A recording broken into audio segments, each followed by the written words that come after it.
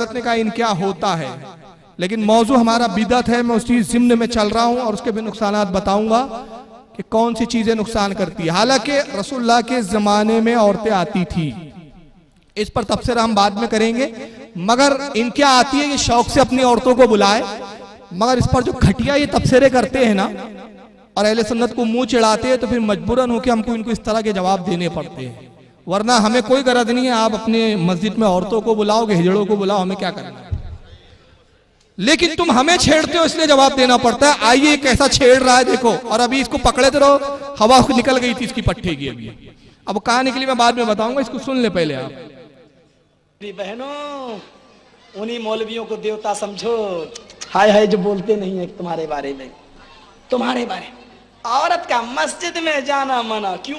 फितने का जमाना है। और ये लिपस्टिक लगा लगा के बाबा को दिखाने जाए, जायज है साहब, ये जायज है। बाबा हाजिर है, देखते भी हैं, मना भी नहीं करते हैं। हाय हाय हाय, डॉक्टर के यहाँ औरत जाए तो जायज है। जंगलों में, बिहार और बंगाल में आओ, जहाँ खेतों में लेडीनें नहीं होती हैं, वहां औरतें जंगलों में जाती हैं। बोली साहब जायज? हाँ, पर्दे के साथ जायज है। डॉक्टर को दिखाने जा सकती है? हाँ जायज है। अच्छा, नानी के यहाँ से दावत आए तो बीवी जा सकती है? नहीं, हाँ पर्दे के साथ जा सकती है। पर्दे के साथ कपड़ा खरीद सकती? हाँ खरीद सकती। पर्दे के साथ सारे काम जायज हैं। औरत मस्जिद में पर्दे के साथ नमाज पढ़ सकती? नहीं नहीं, फितने का जमाना है। बाजार में जहां शैतान सबसे ज्यादा है, वहां तो जा सकती है पर्दे के साथ, लेकिन मस्जिद जहां अजान होती है तो शैतान हवा खारिज करते हुए भागता है, वहां औरत नहीं जा सकती है। फितने का जमाना है। सारा फितना बिचारियों मस्जिद ही में नजर आता है, इनको और कहीं नजर नहीं आता, बाजारों में नजर नहीं आता है। अब सुने, सबसे पहला झूठ इसका, ये झूठ है आजम है, कज़्ज़ाब आजम है रुए जमीन का। कहता है कि मस्जिद में जाने की बात करो तो कहते हैं फितने का जमाना है, लिपस्टिक लगाकर बाबाओं के मजार पर जाना जायज है। हमारे किस मौलाना ने कहा कि कब्रों पर लिपस्टिक लगा के औरत का जाना जायज है? किसी भी आलिम ने मना है। बल्कि आला हजरत ने तो क्या फरमाया पता है? एक रिसाला लिखा पूरा इस पे, जमालुन नूर ली नहीं अन निसा ज़ियारतिल क़ुबूर। पूछा गया कि कब्रों पे औरतों का जाना कैसे है? फरमाया अजीज ये ना पूछ के जाना कैसे है, ये पूछ कितना बड़ा गुनाह है। औरत जब घर से निकलती है कब्रों की जियारत के लिए, शयातीन उसको घेर लेते हैं। साहिब मजार के पास जाती है, लानत, साहिब मजार लानतें भेजता है। घर आती है, लानतों के साथ होती है। पूरा रिसाला लिखकर साबित किया कि औरतों का मज़ारात औलिया पर जाना जायज़ है। हमारे उलमा ने तो कहा नहीं। बाज उलमा अगर जवाज के कायल है पर्दे वगैरह के साथ, तो वो भी ये नहीं कहते कि लिपस्टिक लगा के और सज धज कर जाए, ये उसका झूठ और तोहमत है। और उसके बाद कहता है बाबा देख रहे हैं, हाजिर है, मना नहीं करते। इसका जवाब मैं बाद में दूंगा। यानी यहाँ बुजुर्गों का मजाक उड़ा रहा है कि बुजुर्गों को अगर इख्तियार है तो मना क्यों नहीं करते कि भाई इस तरह मत आओ। फिर दलील क्या दी? यूपी और बिहार में औरतें जाती है कज़ाए हाजत के लिए, पाखाना पेशाब के लिए। मौलवी साहब क्यों जायज है? जायज है, ये मजबूरी है। हालांकि शरीयत इससे भी मना करती है। औरतों को पर्दे का हर एतबार से लिहाज करना चाहिए। अगर उसमें बेपर्दगी होती है तो वहां भी नाजायज और हराम का हुक्म आएगा। अगर बेपर्दगी होती है तो कोई देखता है, अंदेशा कोई देख ले तो वो भी वहां, वो भी नाजायज होगा। हुक्म होगा कि उसके लिए एहतमाम किया जाए, एहतमाम रखा जाए। मगर अगर वो बिलफर चाहती भी है तो ये मजबूरी है। बाजार जाती है जरूरियात के लिए, मजबूरी है। मस्जिद में आना कौन सी मजबूरी है? मजबूरी नहीं है। एक चीज अब उस पर एक बड़ी उसने अजीब दलील दी, कहा कि मस्जिद में तो शैतान अजान की आवाज से भाग जाता है। वो मस्जिद का नहीं है जनाब, वो हदीस, वो आम हदीस है कि जब अजान होती है तो शैतान भाग जाता है और अजान के बाद फिर दोबारा आ जाता है। मस्जिद में भी आ जाता है, और अगर ना आता तो इस हदीस का क्या मतलब? अल्लाह के नबी ने फरमाया जब तुम सफ़े कायम करो तो अपने बाजू वाले से कांधा मिला के रखो कि शैतान तुम्हारी सफ़ों में खलल वाक़े करता है, वसवसे पैदा करता है। तो मतलब शैतान मस्जिद में भी होता है। अब इसके कहने के मुताबिक नहीं, अजान होती है तो मस्जिद से ही भाग जाता है। चलो ठीक है, शैतान तो भाग जाता है, लेकिन तुझ जैसे इब्लिस तो होते हैं वहां, उनसे तो डर है ना। उस शैतान से डरनी है जितना तुझसे डर है। अब आइए, बहरहाल सबसे पहले मैं इस पर संजीदगी से बात करूं। इस पर अहले सुन्नत को लान तान करने की बजाय इन्हें चाहिए कि साहबा पर ये सब फिक्र कसे। फारूक आजम रज़ी अल्लाह ताला अन्हु पहले शख्स है जिन्होंने औरतों को मस्जिद में आने से मना फरमाया। दौरे खिलाफत फारूक आजम में औरतों के जो हालात थे, कुछ बदमुनाफिकीन जो औरतों को घूरते थे, बेपर्दगियों के अंदेशे थे। फारूक आजम ने सहाबा को जमा किया और फरमाया कि क्या तुम नहीं देखते कि इस दौर में औरतों के जो हालात है और जो मामलात है उससे एक फितने का अंदेशा है, लिहाजा मैं चाहता हूं कि मस्जिद से औरतों को रोक दिया जाए। तो सहाबा इकराम ने इस पर इत्तेफाक किया, किसी ने इख्तलाफ नहीं किया, कहा आपने बहुत अच्छा फैसला किया, औरतों पे पाबंदी लग गई। उस्मान गनी के जमाने में भी औरतें नहीं आती थी, हज़रत अली के जमाने में भी पाबंदी रही, बाद तक ये पाबंदी रही। अब ये अहले हदीस ऐलान कर रहे नहीं औरतों को हम लाएंगे, साहबा का इज्मा हो गया। आप कहेंगे रसूलुल्लाह के जमाने में आती थी, फिर हज़रत उमर कौन होते, जैसे कि ये भी कहते हैं। तो इसका जवाब तो खुद हदीस में अल्लाह के नबी ने फरमाया है। सरकार फरमाते अलैकुम बिसुन्नती व सुन्नतिल खुलफाए राशिदीन, तुम पर लाजिम है मेरी सुन्नत पर अमल करो और मेरे बाद मेरे खुलफा की सुन्नत पर अमल करो। तो हज़रत उमर ने जो हुक्म लगाया ये भी उनकी सुन्नत पर अमल था। हालात के हिसाब से वहां पर औरतों को रोकना जरूरी था।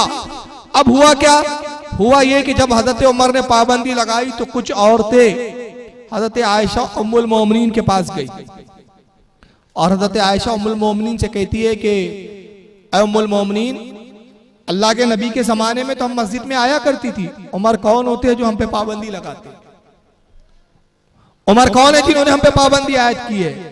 तो उम्मुल मोमिन हज़रत आयशा क्या फरमाती हैं, ये रसूलुल्लाह की ज़ौजे हैं, सबसे चहीती ज़ौजे, मिजाज रसूल को जितना हज़रत आयशा समझ सकती है और कोई नहीं समझ सकता।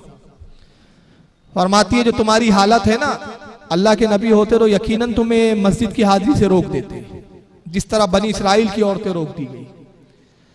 हदीस की एक राविया हज़रत उमरा है, वो कहती है कि क्या औरतें, हज़रत अमरा कहती है कि क्या बनी इसराइल की औरतें रोक दी गई थी। आपने फरमाया हाँ। यानी हज़रत आयशा भी इस इज्मा की तायीद करती है और वो मिजाज रसूल जो है मिजाज रसूल की शनाशा है, वो जानती है कि नबी का मिजाज क्या था। अगर मिस रसूलुल्लाह तुम्हारी इन हालतों को देखते तो वो भी यकीनन मना कर देते। मतलब ये हुआ कि हज़रत उमर ने जो किया वो दुरुस्त किया और उसके बाद जो साहबा ने इत्तेफाक किया वो दुरुस्त किया। अब तुम्हारे कहने के मुताबिक ये सब गलत था, हदीस की मुखालिफत थी, तो माज़अल्लाह तुम्हारे फतवे के मुताबिक तो सारे साहबा फिर बिदती हो गए। फिर एक भी फिर जो है माज़अल्लाह मुत्तकी परहेज़गार नहीं बचा, सब बिदती, सब इस्लाम से खारिज, नऊज़ुबिल्लाह।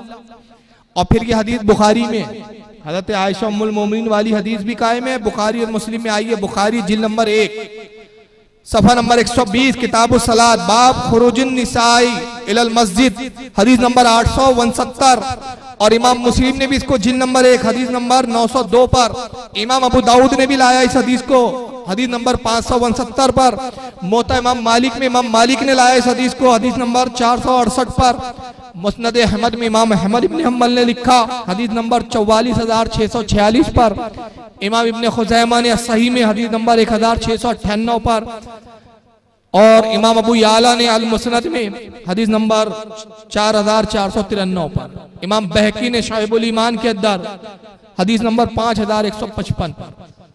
ये तमाम लोगों ने हदीस को नकल किया हज़रत आयशा उम्मुल मोमिनीन वाली। और इस पर एक ज़माने तक उलमा अहले सुन्नत का इत्तेफाक रहा कि औरतों की मस्जिद में आना फितने का सबब है। अब मैं एक सवाल पूछता हूं, देखिए बहुत आसानी से आप समझ जाएंगे इंशाअल्लाह। ये बताइए जिस जमाने में हज़रत उमर ने औरतों को रोका था उस जमाने में औरतें ज्यादा नेक थी कि आज औरतें ज्यादा नेक है? बताइए। उस जमाने में ज्यादा थी ना, जब उन मुकद्दस औरतों को रोका गया फितने के अंदेशे से, आज की इन औरतों को कैसे इजाजत दी जा सकती है? दुनियावी मामलात में एक बात अलग है कि कोई औरत जाती है, हालांकि बिला वजह औरत का बाजार जाना भी मना है, उसको कोई जायज नहीं बोलता। लेकिन यहाँ बाजार अगर कोई जाती है, कोई डॉक्टर के पास जाती है तो सवाब की नीयत से नहीं जाती, इबादत समझ के नहीं जाती, मगर मस्जिद जाती है तो इबादत और सवाब समझ के जाती है। और उसमें फितने के अंदेशे कितने मालूम है? थोड़ी सी इन्हीं की मिजाज की बात करूं मैं आपको, सुन लेंगे आप लोग, चलिए बर्दाश्त कर लेना। नागपुर में एक इलाका है अहबाब कॉलोनी, गैर मुकल्लिदीन का इलाका, वहां इन्होंने नमाज तरावी में औरतों की हाजिरी को शुरू किया। नमाज तरावी में औरतें जा रही है, हुजूम के। अब हमारे यहाँ के भी कुछ मनचले नौजवान जाने लगे उस मस्जिद में। बोले दो फायदा, एक तो आठ पढ़ने को मिलती है और दूसरा दीदार भी होता रहता है। आठ ही होती है ना इनके तरह की। बहरहाल फिर हमारे उलमा ने मना किया, तो बहरहाल जाना तो उन्होंने बंद किया। लेकिन अब उन्होंने कहना शुरू किया, साहब औरतों का आना जायज़ है, औरतों का आना जायज़ है, रसूलुल्लाह ने नहीं मना किया, रसूलुल्लाह ने मना नहीं किया। और हजरत उमर कौन होते हैं जो मना करे? उमर की हदीस नहीं मानेंगे, वो हजरत उमर का कौल नहीं मानेंगे, उनका अमल नहीं मानेंगे, रसूल की हदीस रसूल की। मैंने कहा अल्लाह की रहमत हो हजरत उमर पर, रसूलुल्लाह का वैसे भी ये हुक्म फर्जियत के एतबार से नहीं था। इस्लाम उस वक्त कलील था, औरतें आती थी, रसूलुल्लाह ने कोई तरगीब नहीं दिलाई, सरकार ने उस पर कोई सवाब की बशारतें नहीं दी। अल्लाह के नबी ने ये नहीं कहा कि औरत मस्जिद में आए तो बहुत ज्यादा नेकियां हैं, बल्कि उसके बरक्स अदबुल मुफर्रद में इमाम बुखारी लिखते हैं कि अल्लाह के रसूल हजरत फातिमा के बाद तशरीफ लाए और अपनी बेटी फातिमा से कहा, बेटी फातिमा बताओ औरत के हक में सबसे बेहतर काम क्या है? कहती बाबा जान वो नमाज पढ़े तो अपने घर में पढ़े। कहा और उससे बेहतर क्या है? कहा अपने घर के सबसे अंदर वाले कमरे में पढ़े। कहा और उससे भी कोई बेहतर है? कहा बाबा जान अगर घर में तलघर हो, बेसमेंट हो तो वहां पढ़े। नबी ने अपनी बेटी की पेशानी को बोसा दिया और शायद फरमाया, फातिमा तूने औरत की फितरत को पहचान लिया। अब मुझे सिर्फ इतना बताओ, मस्जिद नबी में औरतों को बुलाने का बड़ा शौक है। मैं चैलेंज कर रहा हूं, अगर अपने बाप की औलाद हो तो मुझे बताओ रसूलुल्लाह की अज़वाजे मोहतरात मस्जिद नबी के पास हुजरे थे कि नहीं थे उनके? फातिमा खातून जन्नत का हुजरा मस्जिद नबी के पास था। तुम हदीस से साबित कर दो कि हजरत आयशा उम्मुल मोमिनीन हजरत फातिमा उस जमात में आती थी कि नहीं आती थी? कयामत तक साबित नहीं कर सकोगे, नहीं आती थी ये ख़वातीन। किसी भी हदीस से साबित नहीं, बड़ी जिम्मेदारी से बोल रहा हूं। हजरत फातिमा कभी मस्जिद नबी में नमाज पढ़ने नहीं आई, अपने घर में पढ़ती थी। हजरत आयशा नहीं आई। आम औरतें जो ज़ईफा बूढ़ी औरतें होती थी, और वो भी बाज औरतें वो जो फज्र के वक्त आती थी। उम्मुल मोमिनीन की एक हदीस बुखारी में भी आती है कि हम औरतें फज्र के वक्त उस वक्त जाती है कि जब अंधेरे में जाती और अंधेरे में लौट आती थी, बाकी नमाजों में हाजिर नहीं होती थी, क्योंकि अंधेरे में चेहरे पहचाने नहीं जाते थे, तो बाकी नमाजों में ये हाजिर नहीं होती थी। और रसूलुल्लाह ने बता दिया कि औरत की बेहतरीन फितरत ये है, औरत के लिए बेहतर ये है कि घर में पढ़े। तो नबी का हुक्म तो यहाँ मौजूद है। वहां तो उस वक्त रुखसत इसलिए थी कि खुद इस्लाम कलील था। अब मैंने कहा तुम इजाजत देते हो तो हजरत उमर की करोड़ा कब्र पर बरकतें हो, अल्लाह की उन पर रहमतें नाजिल हो कि उन्होंने औरत के इस मखसूस मामले को मखसूस रख दिया। अगर वो पाबंदी ना लगाते तो आज नतीजा क्या होता? वो वहां के एक मौलाना साहब थे, मैंने उनका नाम लिया, उनकी बीवी की इज्जत खुद खतरे में पड़ जाती। आप पूछेंगे कैसे? वो तो पर्दे में आती। मैंने कहा बेशक पर्दे में आती, बुरक़े में आती, नकाब में आती, लोग देखते इमाम साहब की बीवी आती है कि नहीं आती है। दूसरी औरतों को तो खूब बुला रहे, इमाम साहब की औरत हाँ भाई 5 वक्त आती है, अचानक 5 दिन गायब हो गई। समझ गए आप? मैं नहीं खोलूंगा। मौलाना साहब की बेगम नहीं दिख रही है भाई। और आजकल अपॉइंटमेंट चौपाटी पे होते हैं, थिएटर में होते हैं। नतीजा क्या होता है? अहले हदीस की खबीसा निकलती, कहती जोहर में मिलना ना, फुला मस्जिद में, काले पत्थर वाली मस्जिद में, काला पानी की मस्जिद में, वहां मिलना जोहर में। अब मगरिब में आई है ना, वहां पे अब्बा को कह रही, अब्बू कहाँ जा रही है? बेटा बेटा मगरिब पढ़ने जा रही है। अब्बू जान जा बेटा, नमाज पढ़ने कौन रोकेगा तुझे? और नमाज के आड़ में हो क्या रहा है? ये चीजों पे मना कर दिया। वरना आज हालत क्या मालूम है? इतना उलमा सुन्नत मना कर रहे, तुम्हारी बातों पे अगर अमल करे तो नतीजा क्या होगा? आइए एक नतीजा बता रहा हूं कि इन लोगों ने औरतों को मस्जिद में आने की इजाजत दी, औरतों की इजाजत की बात की, नतीजा ये हुआ कि अब औरतें इमामत की भी हकदार बन के खड़े हो गए। आइए देखिए ये वीडियो। ये आपको मालूम होगा, वीडियो नशर भी हुआ था, टीवी पे खूब तहलका मचा था। इस औरत ने धूम मचा दी कि औरत को जब इस्लाम में बराबरी का हक है तो औरत इमामत क्यों नहीं कर सकती? वो अजान भी दे रही है, नमाज भी पढ़ रही है। बताइए जब इतनी हसीन और जमील इमाम हो तो कौन नमाज पढ़ने नहीं जाएगा? देखते Raheel Reza, who led the backyard prayer, is here today as well. She does the traditional call to prayer, something else that women देखिए यहाँ रोक रहा हूं, वो अजान दे रही है। तारीख में रसूलुल्लाह के जमाने में किसी औरत ने अजान दिया है? तो मैं जर्जिस की कॉल के मुताबिक तो ये भी कहना चाहिए, कहने वाला ये भी कह सकता है औरत पखाने के लिए जा सकती है, औरत बाजार जा सकती है, औरत गुफ्तगू कर सकती है, औरत लोगों से मिल सकती है, दवाखाना जा सकती है, दावत में जा सकती है, औरत अजान क्यों नहीं दे सकती? तो एक काम करो, जब तुम नमाज पढ़ाने मस्जिद में बुला रहे हो तो एक आध मस्जिद ऐसी भी तो बनाओ जहां इमाम और मुअज्जिन औरत ही रख दो। देखो फिर कितनी भीड़ हो जाएगी वहां पर। don't normally do. Lose sight of that. Then, as in most mosques, a sermon before the prayer. We need perseverance in everything we do. Allah rewards perseverance with success. And we have to keep going and keep going and keep going. And I'm hoping that other mosques will follow our example and that other prayers will be led by other women. And these young ladies will be the prayer leaders of tomorrow. I'm counting on you guys. Allahu Akbar. Bismillahir Rahmanir Rahim. Then the moment that'll go down in history. Alameen. Allahu Akbar. Allahu Akbar.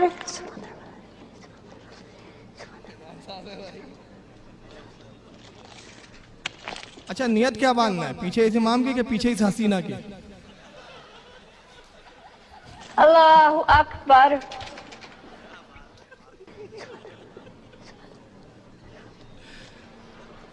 अब बताइए ये अस्सलामुअलैकुम वरहमतुल्लाह। ये आजाद मिजाजी कहां तक ले जा रही है, देख रहे हैं आप? अब ये औरत पूछ रही है सवाल, अगर जर्जिस में हिम्मत हो तो इसका जवाब दे। जवाब देने ये नहीं आते, हम अहले सुन्नत को ही आना पड़ता है। तब हम जवाब देते कि ना फातिमा की, रसूल की बेटी को इजाजत थी इमामत की, न तुझ जैसी खबीसा को इजाजत दी जा सकती है। जब नबी की शहजादी इमामत नहीं कर सकती तो तू उनसे बढ़कर है? जवाब हम ही देने आएंगे। और इसी का जब ये मैटर चल रहा था ना, देखिए बड़ी प्यारी बात आ गई याद। नागपुर में हमारे कुछ मनचले नौजवान, मैं ये जोक नहीं सुना रहा हूं, बाखुदा कसम खा के कह रहा हूं, ये सच्चा वाकया है। चूंकि मैं नाम बताऊंगा शख्सियत के आप नहीं जानूंगे। हमारे एक हारून भाई है नागपुर में, हमारी कमेटी के रुकन है, एक नवाब भाई है। ये ग्रुप से बहस चल रही है इनकी, और वो ग्रुप इस औरत का फेवर कर रहा है। कह रहा है यार अगर वो इमामत करी तो क्या हर्ज है यार, जब नमाज पढ़ सकती हो तो इमामत क्यों नहीं कर सकती? अगर उसको मसाइल मालूम हो, नमाज पढ़ाना आता हो तो पढ़ा सकती है यार।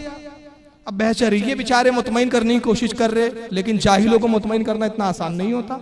इत्तेफाक से मैं आ गया, उतनी देर में मैं गुजारा था, उन्होंने आवाज दी, अरे फारूक भाई रुके रुके। अरे बड़े अच्छे मौके पे आप मिल गए। भाई क्या मामला है? यार ऐसा मामला है।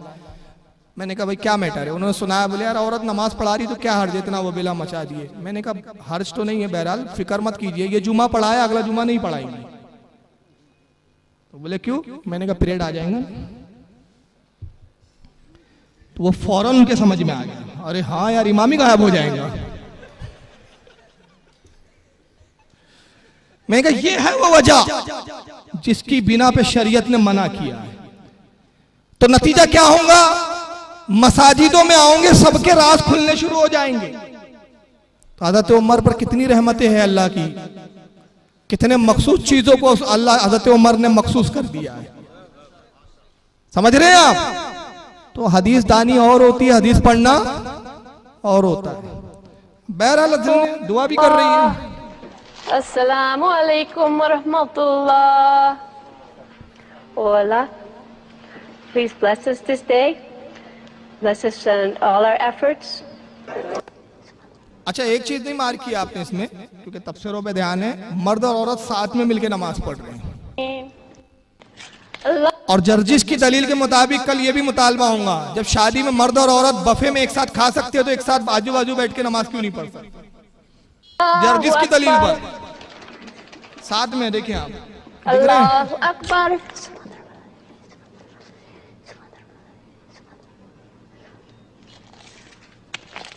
Allahu Akbar. दिख रहे हैं? तो बहरहाल ये मामला। अब देखिए आजाद मिजाजी, शेख मोहम्मद का नाम सुना है आपने? सुना है आप लोगों ने? शेख मोहम्मद अब इंशाल्लाह इसके बाद के जो ये नए साल के अब जो प्रोग्राम आते हैं ना, बहुत नए नए चेहरे आपको देखने को मिलेंगे, क्योंकि बहुत दज्जाल पैदा हो गए हैं। ये शेख मोहम्मद अहले कुरान है, ये हदीस को नहीं मानता, ये सिर्फ कुरान की बात करो बोलता, हदीस तो इंसानों ने लिखी है बोलता, हम उस पर एतमाद नहीं कर सकते। जर्जी जैसे खबीसों ने इसका जवाब देना चाहिए, मगर औकात नहीं है इनकी कि इसके जवाब दे सके। वो शेख मोहम्मद इतनी आजादी देता है, कहता औरत को तो नकाब और बुर्का पहनने की जरूरत ही नहीं है, कुरान से साबित ही नहीं है। ये आजाद मिजाजी यहां तक ले जाती है, जरा देखें आप। जिस्मानी तौर पे औरतों को क्या खुला रखना है? मुंह, हाथ कोहनियों तक, सर खुले और पांव टखनों तक, सर खुले। अच्छा, अब ये जो है ये कुरान की आयतें आज बता दी मैंने। अच्छा, जो मैंने पीछे जो आपसे जीनत का डिस्कस किया है उसको मैं एक लाइन में रिवाइज कर दूं कि हर औरत को, चाहे वो किसी की बीवी हो, किसी की बहन हो, किसी की बेटी हो, उसको अपनी जीनत नुमाइश जो जाहिर करनी है वो है चेहरा, सर, हाथ कोहनियों तक और पांव टखने तक, हर एक को, उसमें कोई पाबंदी नहीं है। अब इसके मुताबिक तो सर भी खुले रखना है, बाल भी दिखाना है, जुल्फे भी दिखाना है। तो अब ये आजाद मिजाजी बढ़ रही है कि नहीं बढ़ रही है? आपने पहले इबादत के लिए उंगली पकड़ाई, लोगों ने पोछा पकड़ लिया आपका। और खुद ये क्यों चाहते हैं मस्जिद में औरतों में आए? क्योंकि ये इनके यहाँ के जो है ना, इनके एक बिदत जो है ना बड़ी, वो खास क्या है पता है? औरतों के बड़े दिलदादा होते हैं नजदी, अपने नजदी आकाओं के लिए सब करते हैं। पापड़ जो बेले जा रहे हैं, एक एक शेख के पास 20-20 औरतें होती है, मालूम है आपको? 4 से ज्यादा होती है कईयों के पास, कई शेख है, मगर आज तक इनकी जबान नहीं खुली कि 4 से ज्यादा बीवियां रखना जायज नहीं है। मगर उसके बावजूद ये चमचा खार जो लोग हैं ना, जिनको तलवे चाटने के लिए मिलते हैं और सऊदीया की रियालों पे जिनके पेट पल रहे हैं, कैसी तारीफें करते। जरा पहले एक तारीफ सुन ले, फिर मैं इनका कुछ नमूने दिखाता हूं आगे। ये देख ले, पहले इसको सुन ले। मोहम्मद बिन अब्दुल वहाब रहमतुल्लाह अलैह, मोहम्मद बिन अब्दुल वहाब रहमतुल्लाह अलैह, जिन्होंने इस ममलकत सऊदिया को कुफ्र और शिर्क की गंदगियों से पाक किया, और आज अल्लाह की बरखा हो रही है, आज रहमत नाजिल हो रही है, और आज दुनिया इसकी तरफ तवज्जो से देख रही है कि अगर दुनिया के अंदर कोई अमन और शांति का मुल्क है तो एक ममलकत सऊदिया अरबिया है, जो एक फूल की तरह खुशबू बिखेर रहा है पूरी दुनिया के अंदर। और आज दुनिया इसकी तरफ तवज्जो से देख रही है कि अगर दुनिया के अंदर कोई अमन और शांति का मुल्क है तो एक ममलकत सऊदिया अरबिया है, जो एक फूल की तरह खुशबू बिखेर रहा है पूरी दुनिया के अंदर। वो अमन शांति का मुल्क क्यों है? इसलिए वो शिर्क मिट गया, इसलिए नहीं। वो क्या है, दुनिया के सबसे बड़े रंगदार से दोस्ती कर ली है उसने, सबसे बड़े बदमाश थे। देखिए मैं एक मिसाल देता हूं आपके बंबई के मिजाज से। एक बस्ती में एक भाई आता है और हफ्ता वसूली करता है, सबसे पैसे लेता है। आपने क्या किया, भाई से इतनी गहरी दोस्ती कर ली कि पूछिए मत, सबसे गहरा दोस्त बना लिया आपने उसको। अब वो सबको सताएगा लेकिन आपको नहीं सताएगा। सब पूछे अरे क्या बात है यार, भाई सबको दादागिरी से बात करता है, गाली से बात करता है, तो उससे बड़े अच्छे से बात करता है। अरे यार अपना दोस्ताना है ना भाई से। तो जब भाई को कोई दोस्त बना लेता तो भाई का खतरा टल जाता है। इसने जो दुनिया का सबसे बड़ा भाई है ना अमेरिका, उससे दोस्ती कर ली है,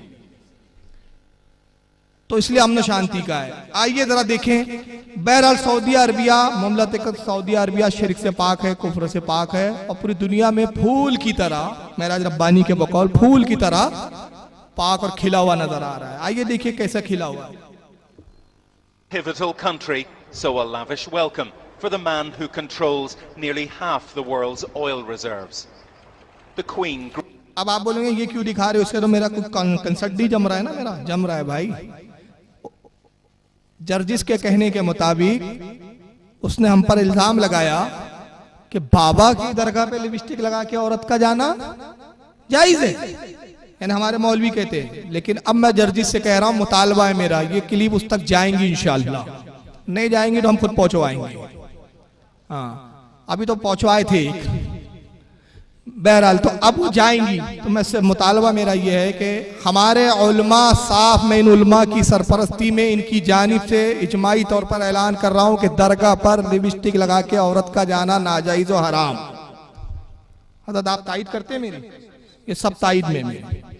ये जिम्मेदार स्टेज, जिम्मेदार उलमा मेरी इस बात की तायीद में है कि मसलक के आला हजरत की रोशनी में, आला हजरत के फतवे के मुताबिक औरतों का बगैर सजे सवरे भी जाना जायज ही नहीं, लिपस्टिक लगा के जाना तो और ना जायज है, और बड़ा गुनाह। ठीक है, हमने तो बरत का इजहार कर दिया और उन अपने सुन्नी भाइयों से भी हम अपील करेंगे कि खुदा के वास्ते अपने उलमा की बात और अपने मजहब और शरीयत के कौल को माने और शरीयत के मुताबिक अपनी औरतों को कब्रों पे ले जाने और खुद ले जाने से बचे। मगर जर्जिस से मेरा गुजारिश है कि अगर हिम्मत हो तो आपके जो खादिमुल हरमैन शरीफ हैं ना, औरतों से हाथ मिला रहे हैं, औरतों से जो बेतकल्लुफियां हैं, आपके शेख हजरात जो एक्ट्रेस के साथ है और अय्याशियां जो कर रहे हैं, ये किस खाते में, जरा इनका नाम बनाम इनका भी रद्द करके बता दो। Greeted King Abdullah, a man the Saudis call humble and ungrateful.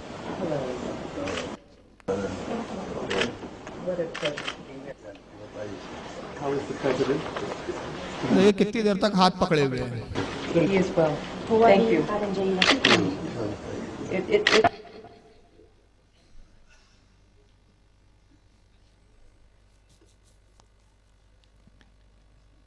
ये क्या जायज है? एक दो नहीं है भाई, गिन नहीं सकोगे आप, कुछ तो कैमरे में ही नहीं आई है। ये कौन सी सुन्नत है? ये तौसीफुर रहमान का कौल याद है? एक हाथ में हमारे क्या है? कुरान। दूसरा, माफ करना, आपके बाबाओं के हाथ में कुरान नहीं है, लड़कियां हैं, मोहतरमाएं।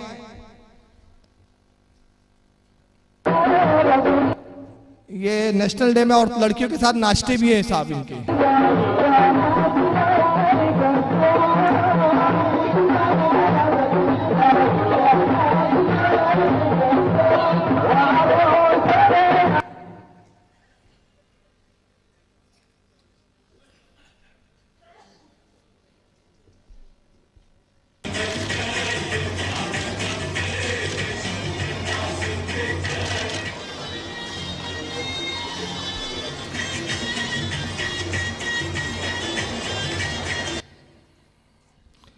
ये शहजादे अल वलीद नाम है इनका।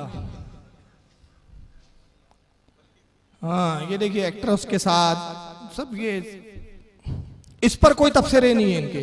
अब ये दिखाऊं कि नहीं दिखाऊं? पिछले बार भी इंतहाई मादरत के साथ आई थी एक वीडियो, देख ले।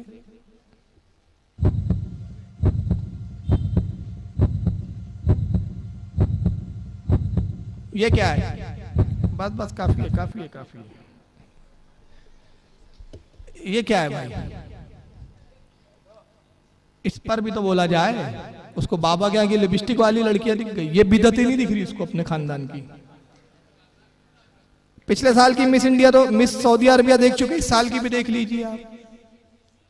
ये कुरान और हदीस जिनके हाथ में, ये उनका हाल है भाई। मिस सऊदी अरबिया भी बनती है इनके यहाँ।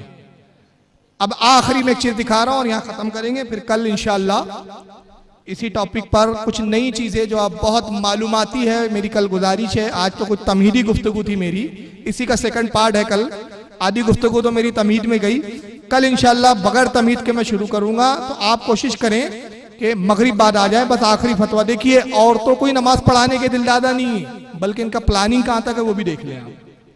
ये फतावे बरकातिया, फतावे अहले हदीस, लिखने वाले शेखुल कुल फिल कुल हजरत अल्लामा अबुल बरकात अहमद साहब, गुजरावाला पाकिस्तान के, इनके बहुत बड़े अल्लामा हैं। सफा 37, सवाल क्या मुखन्नस खुसरा इमामत करा सकता है?